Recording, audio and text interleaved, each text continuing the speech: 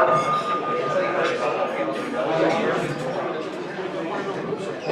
afternoon. Welcome to the Harrisonburg Rotary Club. Glad to see you all here today as we continue on our spring weather in February, which none of us are going to complain about. But yes, we will start as always with the things that we think, say, and do. First, is it the truth? Second, is the care of all concerned. Third, will build goodwill and better friendships. Fourth, will be beneficial to all concerned. So despite losing his partner in the duet, Les is going to lead us in God Bless America. Sing a choir like thing. God bless America, land that I love. Stand beside her and guide her through the night with the light from above. From the mountains to the prairies, to the oceans white with foam. God bless America, my home, sweet home. God bless America, my home, sweet home. Now let's turn to the Pledge of Allegiance. I pledge allegiance to the flag of the United States of America, and to the republic for which it stands, one nation, under God, indivisible, with liberty and justice for all. Today's invocation is by Eric Conning. Please join me in prayer. Heavenly Father, we pause to give you thanks for your many good gifts. Thank you for this day, and I'm grateful for this club.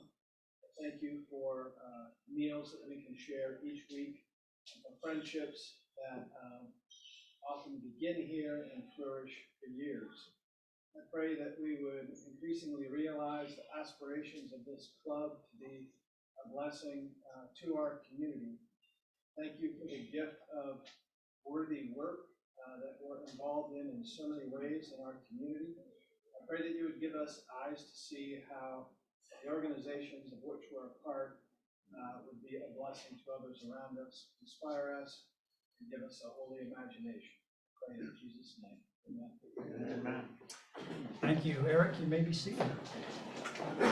Dan, would you come up and introduce our guests and visiting Rotarians?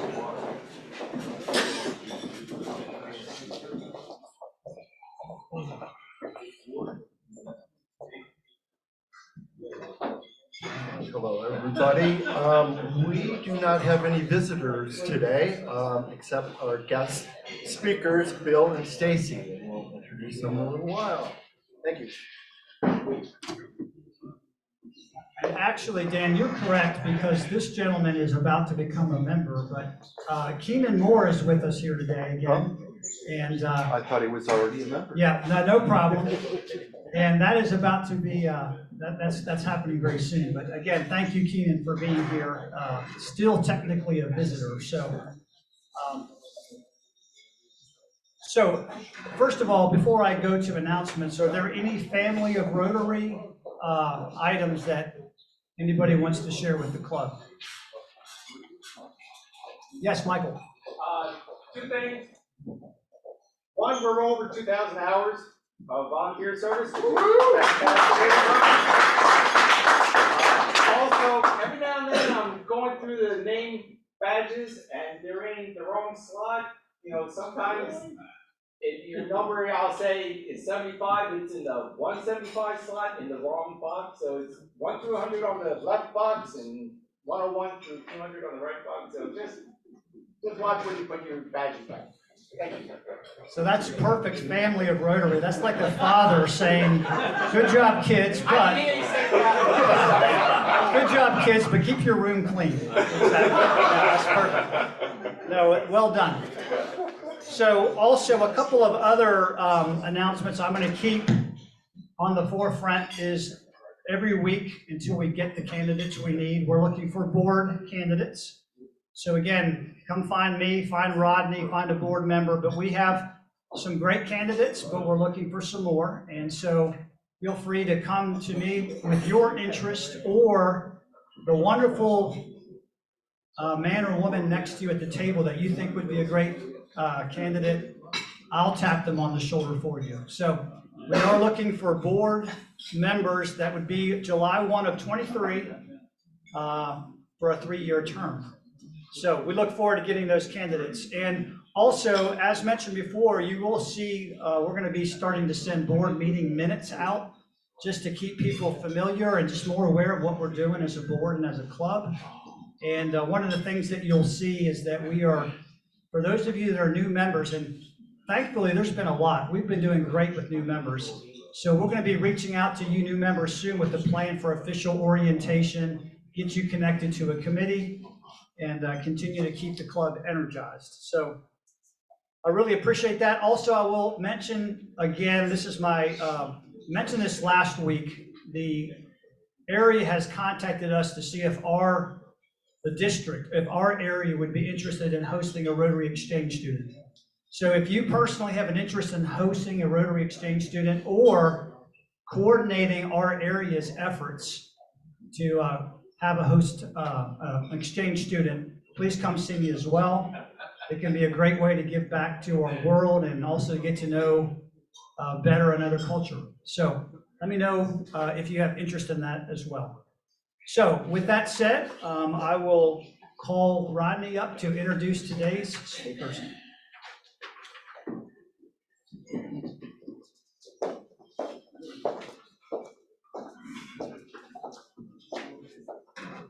Good afternoon. We're pleased to have Bill Brent with us today from the American Red Cross. I think that everybody knows of the American Red Cross, I think, but probably don't know what they really all do. And so we're excited today to hear a little bit about that. I have a bio for you, Bill, and if you can introduce Stacy when you get up here, that would be fantastic. But I'm going to do a brief bio here. So Bill has been in nonprofit leadership for 36 years, 17 of which have been with the American Red Cross. He became the executive director of the Mississippi Gulf Coast chapter in Biloxi, Mississippi, and he led the chapter during the Hurricane Katrina recovery and rebuild, which maybe we will hear something about that. I think that's very interesting. From 2009 to 2014, Bill served as the regional executive director in North Carolina, but moved back home in 2014 to be the executive director of the Virginia chapter. Bill has been a member of the National American Red Cross Advanced Public Affairs team and is an active American Red Cross volunteer service instructor. Bill is also deployed as part of the American Red Cross disaster response efforts 51 times. So that's a lot over a lot of states, including Virginia. So Bill, welcome. We're interested in hearing a little bit about the Red Cross.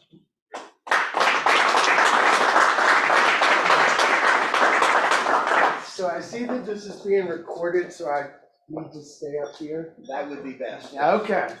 That is not going to be easy, just for the record.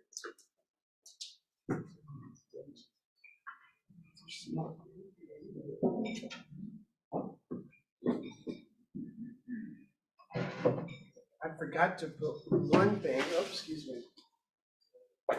These are my cards. I am not giving them out because I think everybody needs to know who I am, but they have a mission statement on the back of them. I'd like to start there, but also because I can be a good resource.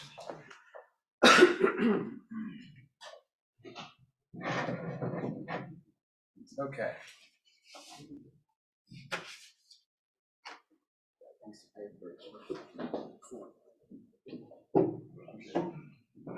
Good afternoon. Can you hear me okay? It is a pleasure to be with you. I am Bill Brent. I am the executive director of your American Red Cross Central Virginia chapter. And I said I was giving those out not because my name's on them in the title, but because of what's on the back of them. And that is the mission statement of the American Red Cross, which is where I begin every conversation I have about the American Red Cross. And then we'll dive a little deeper into how that mission comes to fruition. The American Red Cross mission is to prevent and alleviate human suffering in the face of emergencies by mobilizing the power of volunteers and the generosity of donors. I want to go through and underline a few pieces of that. So the mission of the American Red Cross is to prevent and alleviate human suffering. My theory has always been that at the American Red Cross, everybody comes into our door for one of two reasons. That's because they either want to help us or they need our help. And either way, we're there to prevent and alleviate human suffering through the power of volunteers and the generosity of donors. We are 100% supported by the American population. We do not depend on the federal government for funding, one of the first misnomers about the American Red Cross. So we are truly dependent on the communities that we serve to be part of that service with us. We talk about service a lot too. Excuse me. I have been fighting this thing for a couple of weeks now. This is parked in my throat this week.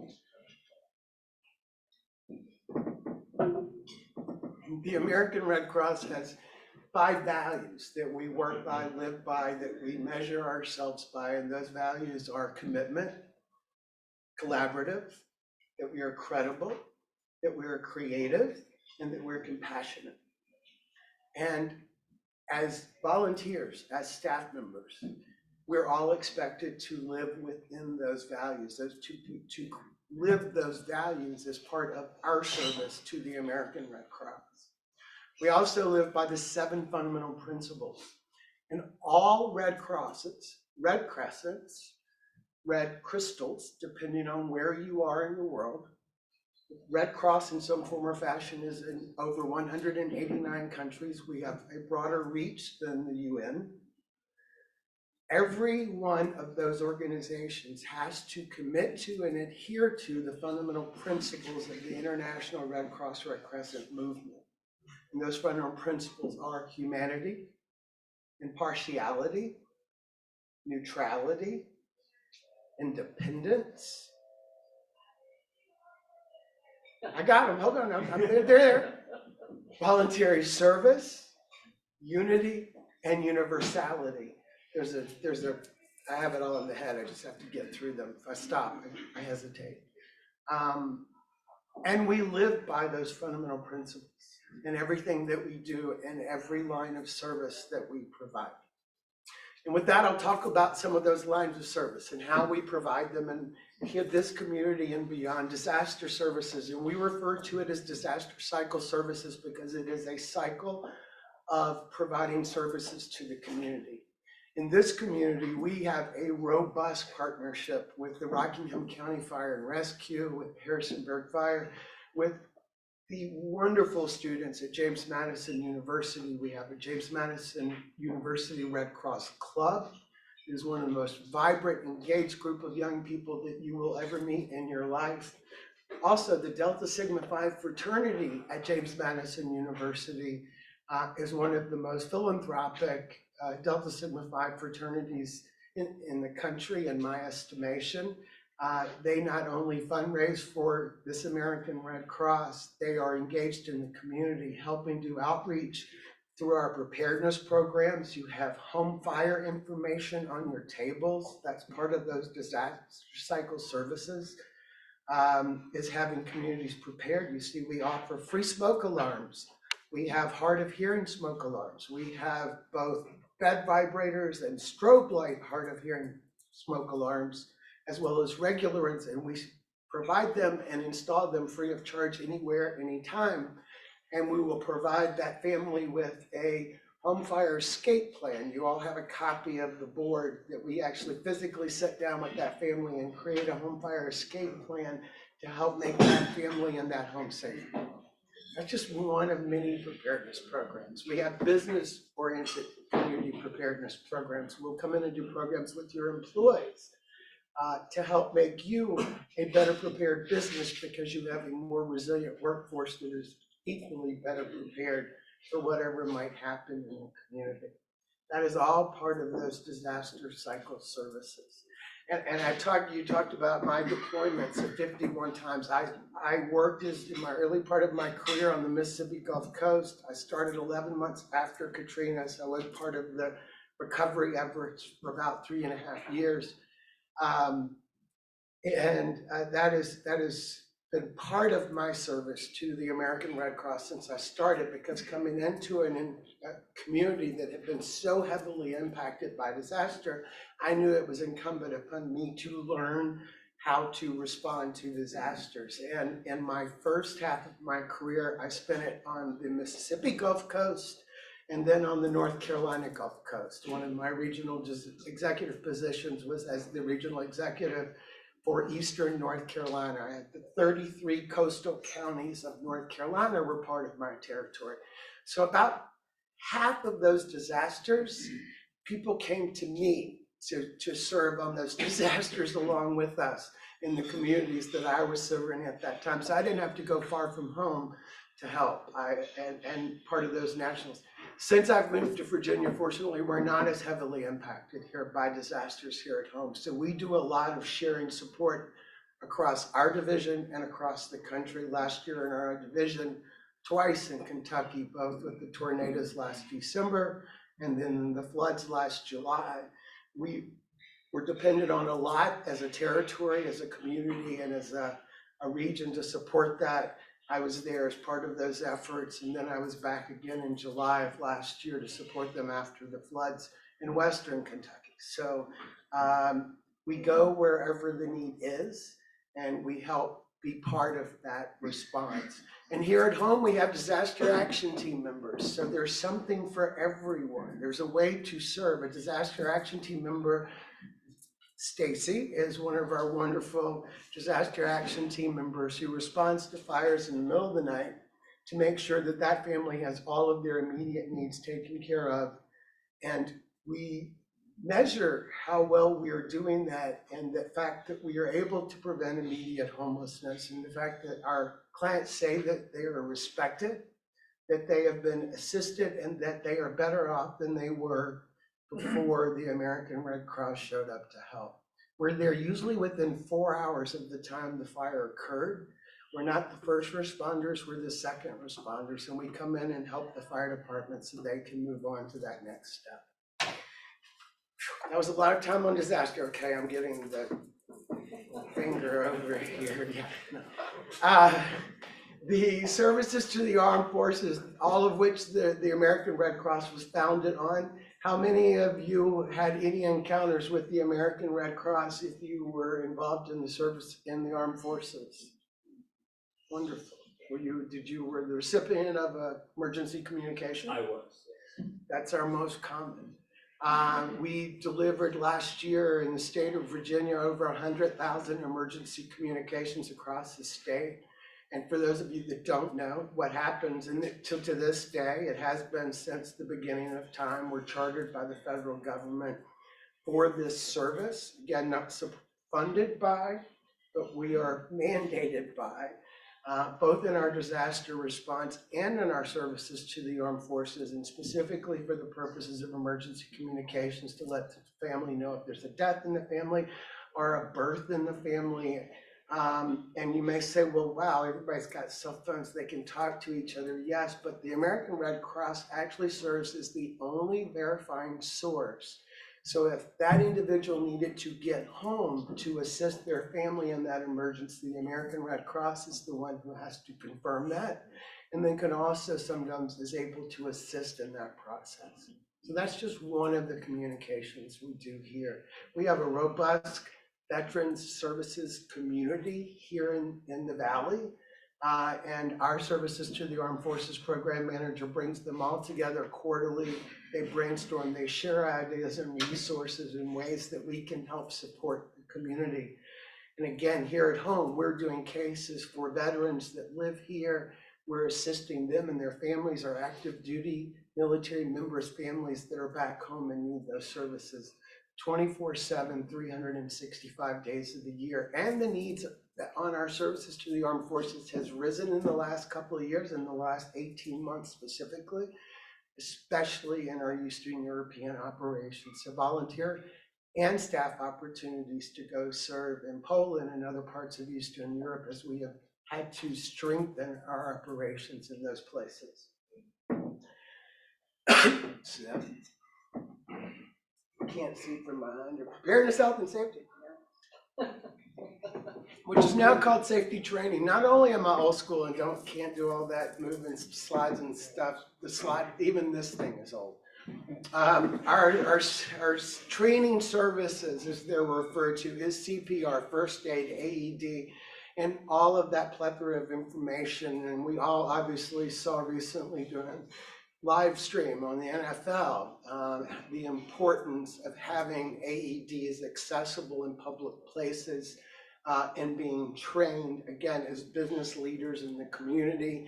If you don't have AEDs in your workplaces, that is absolutely something our training services team can assist you in getting your team trained on, as well as Red Cross helps facilitate a number of vendors so you can get that equipment cheaper than you might out on the street. So that is just one of the things that we do with training services. We are training youth in high schools a lot these days. We are very fortunate that schools are investing in that and making sure that before individuals graduate that they're trained in first aid CPR, because we all know it has the ability to save a life. We can come back at another time sometime. We can do a hands-only CPR demonstration and training program in about 20 minutes with the whole room this size. It's a lot of fun. It's a lot of energy. The demo is done as we all sing Staying Alive together. So just know that. I won't be leading that session. I'll bring back someone much more dynamic and fun to do that one. But that is one of the preparedness programs that we take out in the community and that we can provide in the community. Our volunteer services, again, 90% of the American Red Cross workforce are volunteers. We have a desperate need for volunteers in the Harrisonburg, Rockingham, and surrounding communities, because we have a very active blood center, which is next on our list. Every 2 minutes, somebody in the country needs blood. We are an importer state. We are an importer region. We are an importer county, city, you name it, for blood, which means that we don't collect enough blood across the entire state of Virginia to meet the needs of the entire state of Virginia. And the American Red Cross is the sole blood provider for the entire state of Virginia. We are fortunate at moments like that we are part of the American Red Cross National Network. And that's how we're able to continue to meet the needs of the blood supply. But it would be so much better if we were able to collect that blood at home. When I started with the American Red Cross, the ability for people to give blood, there was about 38% of the population that was eligible to give blood 17 years ago. That number has gone up to about 60% of the American population because of the rules changes. If you haven't visited or you don't give blood or you've never given blood because you didn't think you were eligible, go to redcrossblood.org and take a look. Those eligibilities have changed. 60%. Of that 60% that are eligible, about 3% do. 3%. If every person that was eligible just gave once a year, there would never be a blood shortage. So it is so critical that we're able to provide that blood safely to all of our hospitals, to all of the community that needs it. And those are opportunities for you to help. And if you're not able to give blood, we have this great thing called a blood donor ambassador that just shows up. Shouldn't take just. Stacy, again, a blood donor ambassador of ours, who show up at that blood drive. And they support the blood drive, helping people register, working the canteen. And it is statistically shown that at a blood drive where we have that volunteer present, we stand to collect 1 to 2 more units of blood just because of our efficiency than we would without that volunteer present. And we have a blood collection center right here in Harrisonburg that we cannot keep staffed with volunteers. So that is a huge opportunity for anyone who is thinking about something to do with the American Red Cross or a way to serve the community. I'm looking at the clock too, and I see it's closing, excuse me, clicking close to. I too was a Rotarian in 2009, 2010, Crescent Rotary, Greensboro, North Carolina. Only that time because that's as long as I lived there and then went on somewhere else.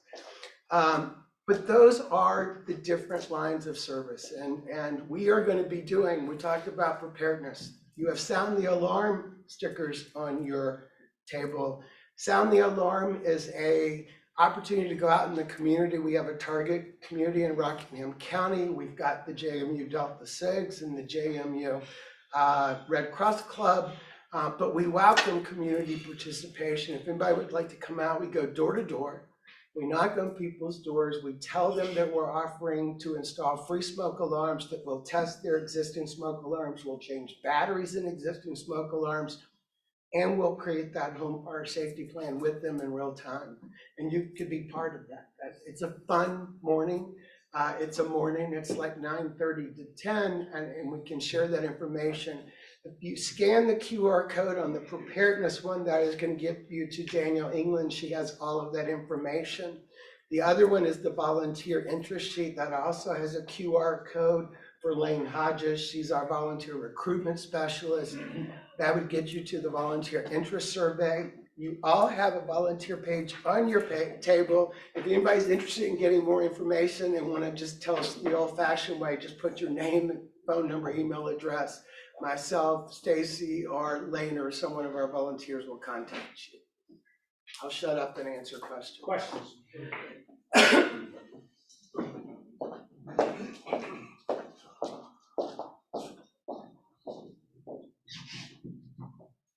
I know there are places that collect plasma.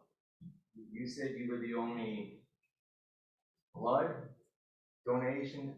There's no other blood donation center. How does that plasma take away from your donation, if it does? So plasma donations not taken through a nonprofit facility. So first off, there are no other blood collection agencies in the state of Virginia. Outside of Northern Virginia, where you have Novant Health, they do blood collections up in that piece. To collect blood for human transfusion, you have to be a nonprofit organization and you have to be working under FDA regulation. You can be a plasma collection center for the purposes of testing and for the purposes of academic work, but you cannot use it for human transfusion. So we take plasma, platelets, and whole blood. We do the whole thing. Obviously, if someone's given plasma at a plasma bank where they've sold their plasma, that's very different. A nonprofit, it's collecting blood, following the Food and Drug Administration guidelines, which is what we live by. You can't legally pay for it. So, great question. I have a question for you. So Yeah. all of us have heard of the Red Cross. Some of us have heard of Red Crescent.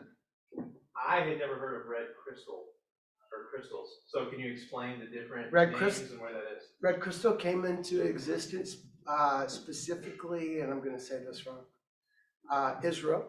I believe it was that we found a symbol that was acknowledgeable in Israel. And it came about in, gosh, not until the early 2000s. And so that's when it was Red Cross, Red Crescent, and Red Crystal. Thank you. Good question.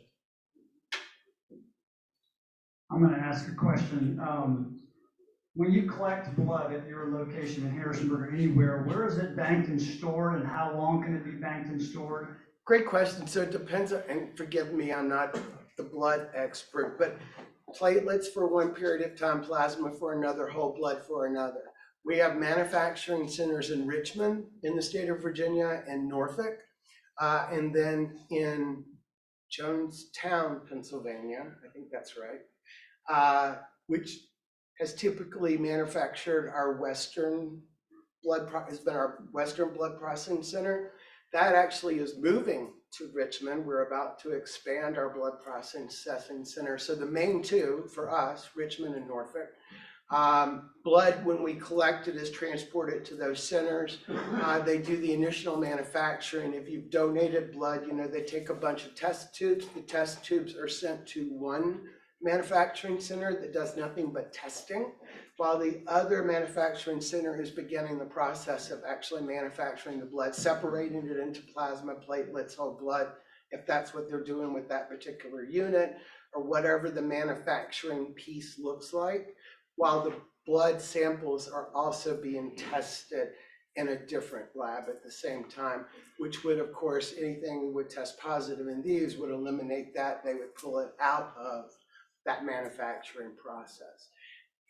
It's 7 days, it's 30 some days in one. Forgive me again for not knowing which one is which.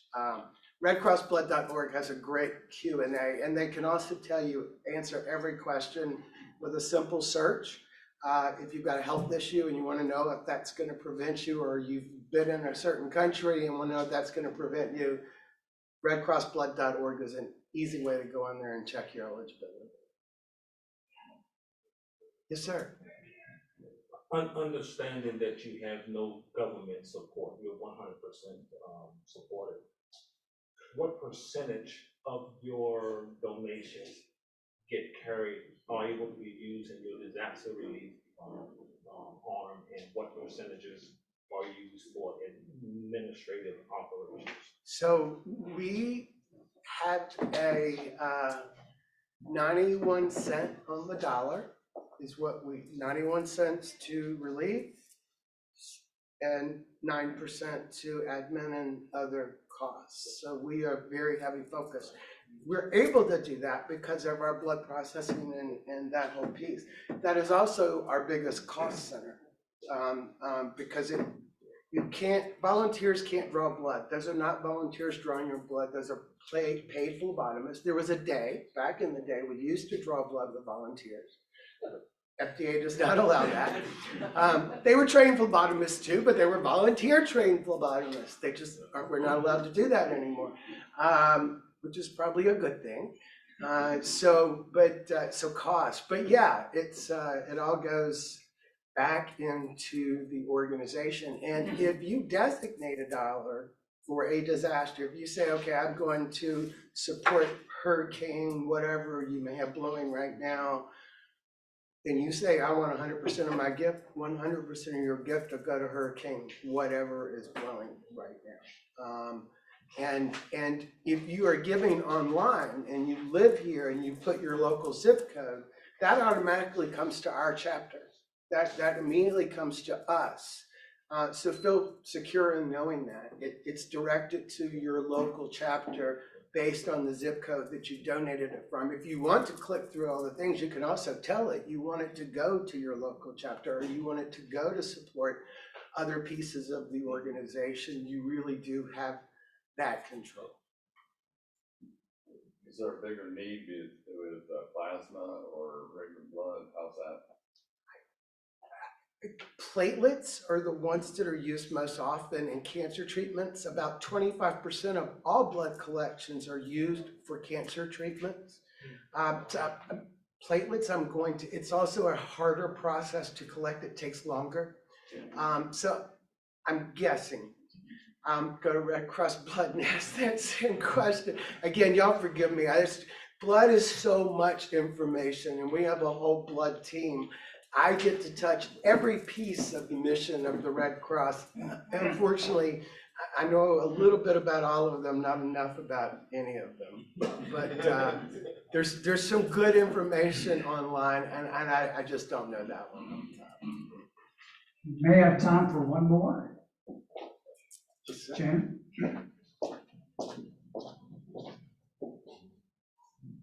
I was wondering if you could detail the services that are available when you respond to a fire. I work at a family homeless shelter, and occasionally we get folks that are displaced by fire and other issues. but I'm always interested to understand what it is you're providing at the time of that intervention. So we go in and provide them, we have a matrix, and so it's a dollar amount, period. We don't provide them stuff. So we go in and based on whatever the scale is, it could typically 600 to 800 for a family of 4, 5. Okay. It's not much. It's immediate emergency assistance. They use that money how they need and want. We don't put any restrictions. Some people may use it for a hotel. Some people may use it for clothing. We try to make referrals to as many community organizations and partners as we can.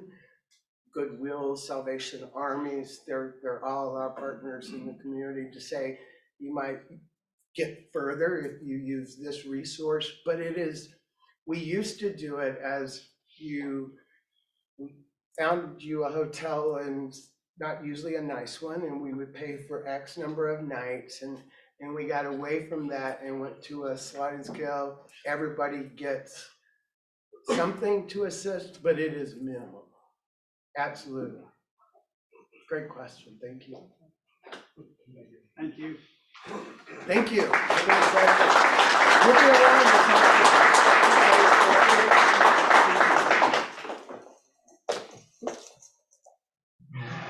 Thank you for the very informative presentation, Bill. And as always, Bill, and I forgot your assistant's name, Stacy. They will be around. I love the way you said that. Is that an accurate assessment? No, she's a volunteer. She's Okay. my boss. And all volunteers are my Understood. boss. Yes, Okay, there you go. perfect. They'll be around for further questions. We really appreciate you presenting to us today. You're doing great work. Thank you. And again, Keenan, thank you for being with us. We look forward to you joining, and we are adjourned.